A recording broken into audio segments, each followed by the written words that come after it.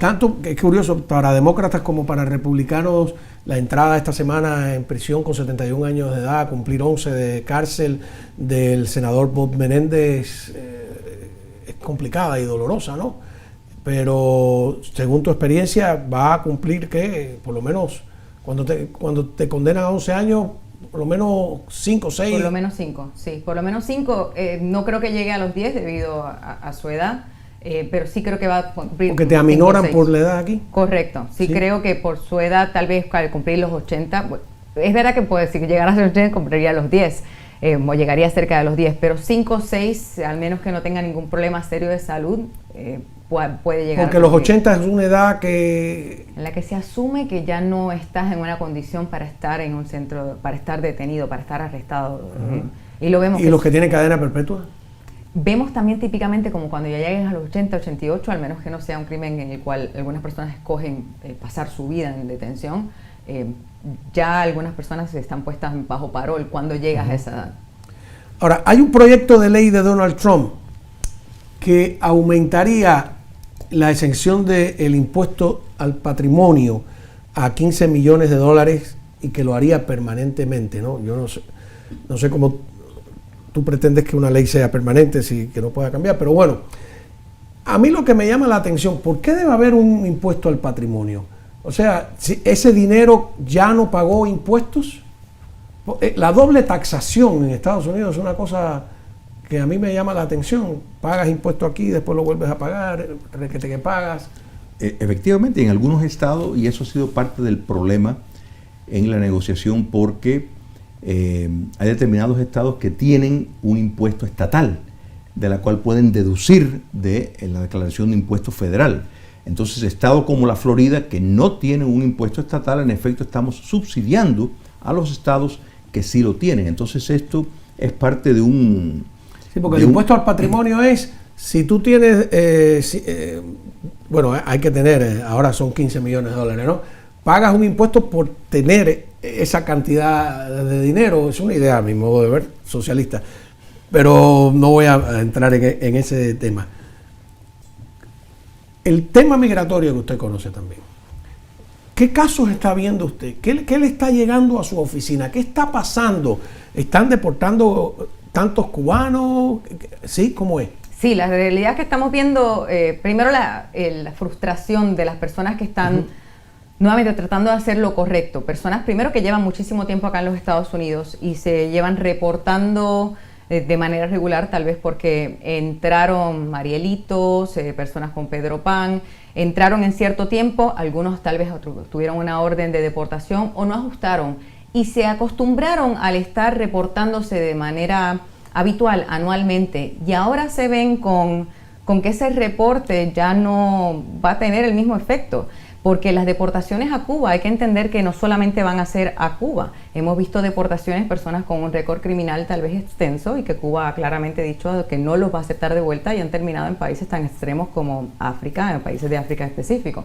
Y esto es los casos regulares que estamos viendo en mi oficina. Esa cosa de que le permitan a Cuba que escoja. Eso es a todo el mundo, eso no es solamente a Cuba.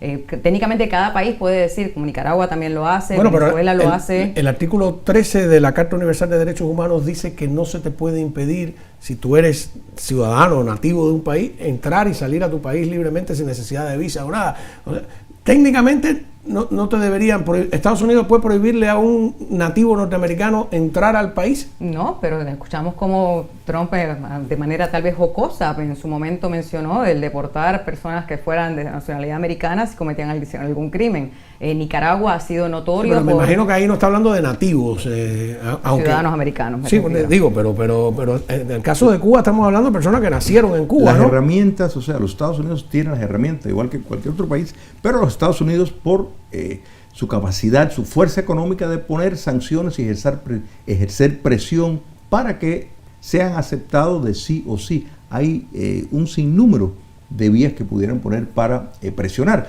Pero en cuanto a las deportaciones, es importante mantener esto en cuenta. Yo creo que en un programa contigo hablamos de eso. Las deportaciones, el promedio de deportaciones bajo el presidente Bill Clinton, deportaciones mensuales, eran aproximadamente de 26 a 29 mil personas mensual. El promedio bajo Donald Trump es de menos de 5,000, 4,700 mensual. Quiere decir que bajo el presidente Clinton se deportó 6 veces más de lo que se está deportando ahora. Y sin embargo, ¿ustedes recuerdan la indignación acerca de la política? No. Yo creo que hay partes de los cubanos nos tiramos a la calle cuando en el gobierno de Clinton se deportó, ya no de Estados Unidos, de México. O sea, era inconcebible esa idea de que los cubanos fueran deportados. Después vino el tema de los balseros, la regulación de pies secos y mojados, que me parece fatal. Pero fíjate, en el caso de los allá cubanos, ver como un hecho normal que devuelvan a cubanos. El problema de los cubanos, y aquí hay que hacer dos separaciones. Los cubanos también tienen una gran responsabilidad por haber serruchado el privilegio inmigratorio, porque el poder regresar posteriormente, cuando tu vía de poder tener esa facilidad, ese privilegio, esa excepción, amparado bajo una persecución política, que no importa cualquiera de los métodos de visa que usaste, es el pretexto de que hay un despotismo en Cuba que persigue. Bueno, pero siendo eso el caso, después entonces que tienes el estatus, poder ir de visita 1, 2, 3, 4 veces al año, las veces que sea, eso lo que hace es cerrarle la puerta a los que vienen de atrás. Entonces los cubanos, y esto fue algo que Marco Rubio, siendo senador, lo aclaró y lo hizo claro. Eso es una cosa. Ahora, el choque tal vez en alguna parte de esta política es que personas que entraron bajo una luz verde que le dio el gobierno de los Estados Unidos bajo el expresidente Biden, ¿no es verdad? La visa del parol humanitario, y que de pronto una cosa es que se quite para los que van a venir hacia el futuro, pero los que ya estaban y que no llegaron a cruzar el puente a la legalidad, sí presenta un cierto problema ético en cuanto a, tienes una ley, entraste en una ley, el principio en los Estados Unidos, en español no sé la traducción de grandfathering, o sea, que tú entras como, bueno, cuando yo entré, este era el precio, esta era la ley, y de pronto la cambian, pero tú ya estás de este lado de la cerca y entraste legalmente. Eso es un problema, pero yo creo que es un problema minoritario que la actual administración debería de revisar. El hecho es, el mayor éxito ya lo ha tenido, que no hay entradas de personas ilegales. O sea, el Trump ya puede decir, impedir que sigan entrando. Ahora, casos como el que mencioné, ¿no es verdad? Y en lo personal yo estaría a favor, y me parece que sería consistente con personas que quieren acatarse al privilegio político. Bueno, que tengan que estar, como el propio secretario Rubio mencionó, de estar un sinnúmero de años, 5 o 10 años, sin volver al lugar desde donde donde hay persecución. Y yo estoy de acuerdo con eso, igual que también estoy con toda franqueza, yo no estoy en desacuerdo con las deportaciones. Me parece que cada país tiene el derecho de regular su inmigración, y deportaciones sí se tiene que llevar a cabo. Personas que entran ilegalmente tienen que pagar ciertas consecuencias, pero lo que es frustrante aquí es el método en que se están llevando a cabo. No se va a negar que hasta hoy en día la administración Biden deportó más personas de lo que ha llevado a cabo el presidente Trump. Pero el método en que el presidente Trump lo está llevando a cabo es un método verdaderamente inhumano. Por ejemplo, cuando una persona es detenida a propósito para que la persona se desmotive, no se mantiene en un centro de detención más de 1 o 2 semanas. ¿Para qué? Para que no pueda tener visitas de sus familiares, para que su abogado no pueda preparar el caso. Inmediatamente a las 2 semanas es transferido a centros de detención extremadamente lejos, Luisiana, por lo menos de la Florida, a Luisiana, Arizona, a Texas, por autobús, sin poder frenar, sin poder ir al baño. Eso es inhumano. Obviamente lo hacen para que la persona, nuevamente, no tenga acceso a su familia, no tenga acceso a su abogado, no se pueda representar correctamente. Eso es inhumano y eso es inaudito, no se había visto antes, es algo sin precedente. Bueno, pero y aquí, es algo hecho... Discúlpeme, doctora, yo en casos no de inmigración, es clásico que si tú cometes un delito federal y estás en cárceles federales, te mueven a lo largo de todo el país. Pero incluso estatal te pueden... ahora es una manera estratégica, a propósito, que nuevamente es algo La movida estratégica con la que lo estamos viendo ahora es lo que no se había visto sin precedentes. Y es lo preocupante de cómo se están llevando a cabo las deportaciones en estos momentos. Y esto es un ejemplo tonto y bajo en comparación a lo que en sí está pasando. ¿Cuál es el caso más dramático que usted ha tenido en su oficina? Por ejemplo, sin alterar la confidencialidad. Bueno, recientemente tuve personas que se quejaban de muertes en el centro de detención de Crom, que luego fueron comprobadas cuando tanto la alcaldesa como otros representantes fueron al centro de detención de Crom. No, ¿muertes por qué? Muertes que, bueno, decían que las personas están mal de salud. Muertes que no se han investigado en detalle. Pero eso es otra cosa. Pero digo, en temas mis clientes me cuentan sus condiciones inhumanas en dicho centro de detención, el tener que dormir en el piso por semanas, el bañarse solamente una vez al día en toda la semana porque no son procesados, el no poder llamar a su familia en toda la semana, solamente una llamada en toda una semana, son abusos. Pero fíjate, Isadora, el problema de esto y esa política inhumana, si lo vamos a categorizar así, ¿sabe quién tiene la culpa? Joe Biden. No pasaba porque con Joe Biden. Pero fue precisamente ese abandono, esa permisividad de que entraran personas que no fueron monitoreados, que entraran asesinos, que es un hecho que han entrado asesinos, es un hecho que, o sea, las violaciones, los asesinatos, pero déjame terminar, los asesinatos, eso no es una mentira, eso es un hecho. El abandono que hubo jamás, si se va a argumentar que esto no se había visto antes, tampoco se había visto que entre 12 a 20 millones de personas, no es que todos están en esa clase de personas, pero sí una gran parte, que delincuentes tomen edificios, que delincuentes en el medio de Manhattan estén dándole bofetadas a los policías y salgan a las horas. Eso es culpa, esa tolerancia es lo que ha traído tal vez esta medida un poco demasiado extrema, porque es así, el péndulo va hacia un extremo y el apoyo que hay, las encuestas entre los estadounidenses, demócratas incluidos, esto es una de las cosas más exitosas. Pero en Miami también, yo tengo dudas de si se le está socavando la base política a nuestros congresistas cubanoamericanos aquí con esto. Mira, las oficinas están llenas y rellenas de personas que no han cometido delito, ¿no? Creo yo. Pero bueno, y que están siendo deportadas. El gran problema de esto, mira, si los cubanos, están dispuestos a decir, sí, yo soy perseguido político, no me manden, es más, yo no regreso en 10 años, aquí está, te lo firmo. Cuando estén dispuestos a hacer eso. Lo están. Bueno, se están reportando y están diciendo bueno, que no claro, regresan. ahora porque están, y aún así por reportarse están siendo arrestados. Ahora porque están, porque están en el contra la pared. Fíjate cómo te expliqué que a mí me parece que quien entró por un parol humanitario bajo el amparo no se debe de perder por el hecho de que todavía tu estatus no sea finalizado. Un desastre la idea, pero fueron inspeccionados y la ley dice que si fueron inspeccionados tienen derecho a la ley de ajuste cubano o no, doctora. Técnicamente sí, pero ahora ¿qué está pasando? 500,000 de personas perdieron ese privilegio del parol humanitario y estas personas ahora están siendo perseguidas básicamente por ahí, se están siendo puestos en centro de detención, llevan menos de 2 años aquí, están nuevamente pasando semanas sin ser procesados, semanas sin bañarse, semanas sin llamar a nadie, puestas en aviones y enviados de vuelta. Tienen que actuar rápidamente para tener un abogado que les asesore acerca de qué tienen que hacer, pedir su entrevista de miedo creíble, explicar que no van a ir a Cuba por 10 años si es necesario. ¿Están siendo escuchados? No, porque como es tan rápido, primero es lento el proceso, el poder tener el acceso a ese oficial de deportación,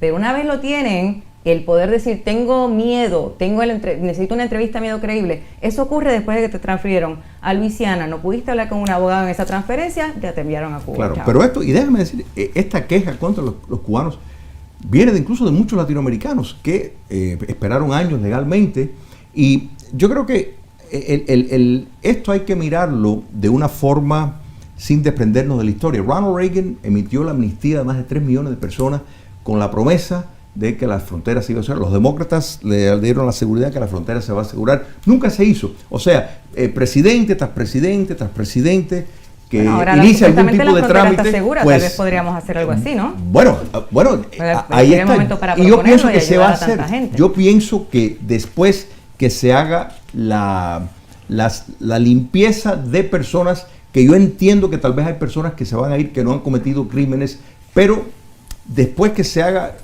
Esto es parte del mandato que tuvo el actual presidente. Torturar si creemos, a personas. no torturar a las personas, pero de nuevo, la parte, podemos debatir acerca de el trato que reciben, pero parte de esto es la burla de la ley, de la quiebra del Estado de Derecho que el gobierno previo permitió, alimentó, el quitarle a las fuerzas públicas la autoridad para reforzar la ley, el ver cómo tú metes a alguien, algunas de las personas que han asesinado, cometido violaciones, estuvieron presas y fueron dejados en libertad. Entonces, y no solo una vez, más de una vez. Entonces, cuando hay ese tipo de quiebra en el sistema, las personas pierden fe y dicen, mira, resuelve este problema de la manera que tengas. Cuando tienes oficiales de las ciudades que no están cooperando, como es el caso de Los Ángeles, por ejemplo, como es el caso de Chicago, entonces las fuerzas públicas federales toman una postura más agresiva de lo normal porque no hay esa cooperación. Es más, sirve de una complicidad para, en efecto, alertarlos para que no enfrenten la justicia, la ley. Pero ¿no sería más burla de la ley el simple hecho de que, estamos eliminando una ley que permitió la entrada legal de estas personas? Estás hablando de los cubanos. Estoy hablando aquí del inmigrante en general. Eliminamos la ley que le permitió la entrada legal a muchísimas personas. Eliminarlo. ¿Qué es el parol? ¿Estás hablando del parol? Estoy hablando aquí del estatus TPS, la comunidad haitiana que perdió dicho estatus. Es verdad que esa comunidad a mí por lo menos me impresiona, en el sur de la Florida en particular, el silencio de la misma, porque es una comunidad extremadamente grande, que tiene muchísima influencia y se ha mantenido relativamente en silencio. Algo que nuevamente me asombra, me parece que es nuestra responsabilidad de los ciudadanos hablar por ellos, pero no lo hemos hecho. Me frustra de parte como demócrata, que hablo también, no tanto como abogada de migración, sino como demócrata, mi frustración hacia mi partido del no defender a esta comunidad que necesita una voz y que siento que los representantes no se la han dado, pero le eliminamos ese estatus legal que tuvieron por muchísimos años, poniendo a la comunidad ahora en peligro ilegal. Muchos de ellos estuvieron aquí por muchísimos años, nuevamente no era una comunidad que era considerada criminal, y ahora la ponemos ilegal. Los venezolanos también, eliminar el estatus temporal, el parol humanitario, entre tontas. Pero Isadora, hacemos la ley de Laken Riley, que hace que personas que tengan una orden de arresto técnicamente son sujetas a mandatory detention, es decir, que si son detenidas por inmigración tienen que estar arrestadas, pero luego los transferimos. Por ejemplo, si alguien es arrestado en Texas, donde tiene esa orden de arresto, lo transferimos a Florida y no se puede defender. Es como que constantemente burlamos la ley en nuestro propio sistema migratorio. O sea, el problema es que si se toma incomodidad cuando se burla la ley, cuando no te conviene, porque no les inconvenía, o sea, no tenían molestia cuando estas personas delincuentes violaban la ley, violaban su cita, iban a violar, iban a robar, iban a asaltar, como gran parte de todas estas, en efecto, milicias del dictador Maduro. Todo esto es lo que trae estas consecuencias si se va a medir y decir un poco extremista. No, extremista fue que pudieran haber una frontera abierta.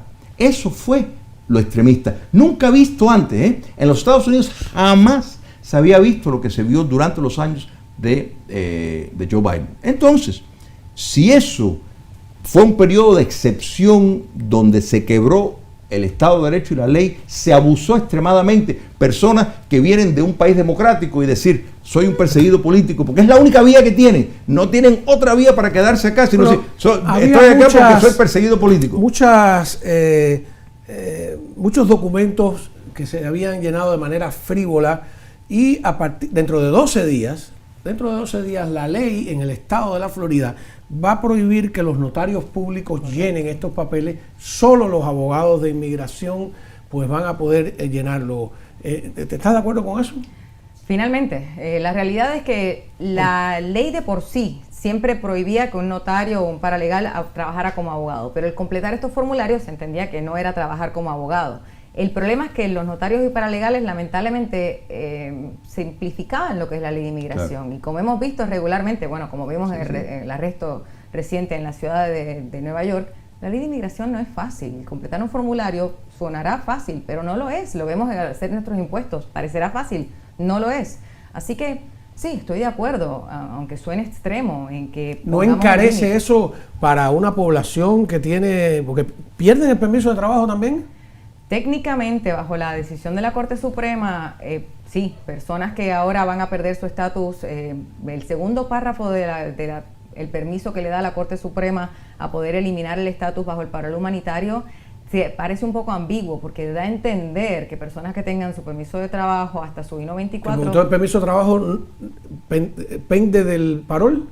Técnicamente sí. O de la I-220A o de la I-220B, ya, yo tengo un enredo que no sé ya qué cosa es, ¿no? Tranquilo, que los abogados de migración también. Sí. Recuerden que la I-220B, que es la más controversial, técnicamente le dejaron entrar con una orden de deportación, volviendo a lo que es lo controversial de la ley, el violar la ley. Personas que tienen I-220B se han estado reportando, ahora se están viendo que cuando se van a reportar, aunque hicieron todo legalmente, entraron legalmente, estaban tratando de ajustar su estatus, ahora quieren ejecutar su orden de deportación y están corriendo contra el hace reloj. días que estoy por hacer una comparación que no sé si es afortunada o va a ser desafortunada. Peligrosa.